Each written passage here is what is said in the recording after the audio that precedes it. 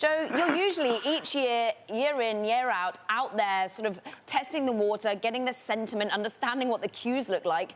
What does it feel like this year?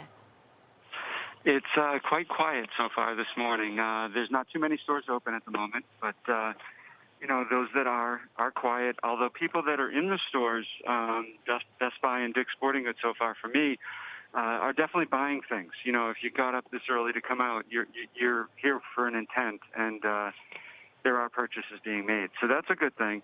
And but I think a lot of this season is going to be online, and we're going to see a lot of growth in the D2C business. I mean, we're looking at live shots outside Macy's. It paints a very sad picture, really. Absolutely no queue whatsoever, very unlike years of past. What are they buying when they're in the shops at the moment? Is it all big TVs? Is it computers? We know that people have been, first and foremost, all about the work-from-home trade. Yeah, I think we definitely a highlight on TVs at Best Buy. You saw a lot of that. And as you just mentioned, the work from home, there was a big focus on the computing area and having some good items there. Even just, keyboards and mouses and things that you could use to upgrade your work environment at home.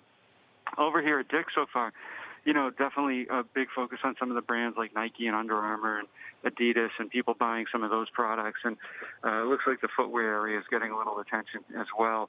But, I think people are still focused on the main areas of fitness, home office, and trying to find some joy and some things to make their living environment a little more fun and better experience for them. There you go, Joe. Buy a bigger TV. You can watch Bloomberg Surveillance big on your screen, and that's, brings you joy. Joe, when you look at, the main metric for this year, is it actually just looking at websites that don't crash? Is there going to be an IT overload? Is it something that, we should be paying attention to? I think it is always something that seems to hit some of the retailers each year. But the retailers have gotten so much better at their digital platforms, and they're much more robust than they've ever been in the past. And then also this year, the promotions have been spread out really starting in late October for a lot of these guys. So I think when you consider that, we're not anticipating any major crashes or big surge around one event that would cause that. There's always an item or a few items people can't find. The big hot item this year is Sony PlayStation 5 and Xbox from Microsoft. Those are the two new items that I keep hearing people ask for, especially at Best Buy and GameStop, and you just can't find them right now. It's hard. If this is a trend, if e-commerce is a trend, and we'll see it playing out in Black Friday today, will it be longer term more profitable for retailers? Do you actually have a higher margin if you don't have to have the in-store experience with staff? Is it going to be cheaper putting them in warehouses and sending them to people that click on a button? In a perfect form, that could work. The issue then becomes the shipping and the freight costs. And this year is no exception, where we've seen higher freight costs across the board. There's been increases and surcharges even. And a lot of the retailers, if you've noticed, have talked about buying the product earlier because of the high expected volume that's going to happen online. A lot of retailers are saying order by December 10th, December 15th.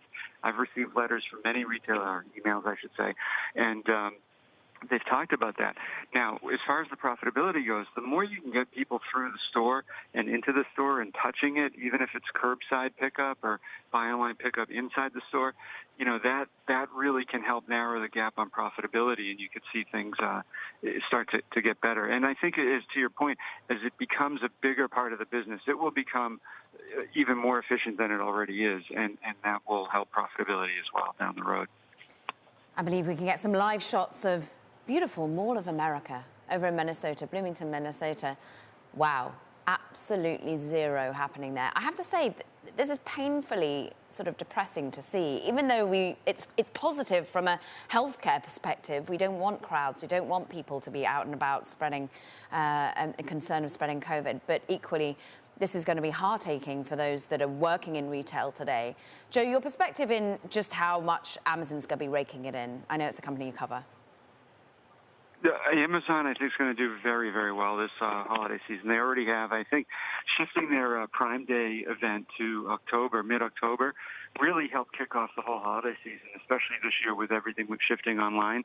And I think they're going to do a really good job. I think you're going to see winning share from Walmart, from Target, Costco, Best Buy, Dick's. The leaders in the categories are really doing well, and I think that they're the ones that are going to be able to capture more market share this holiday period because they have the platforms to be able to do so much online and satisfy customers in the store and even use their stores to ship from as a source of the inventory to get to the customers. So I think you're going to see a bunch of the winners among those big guys.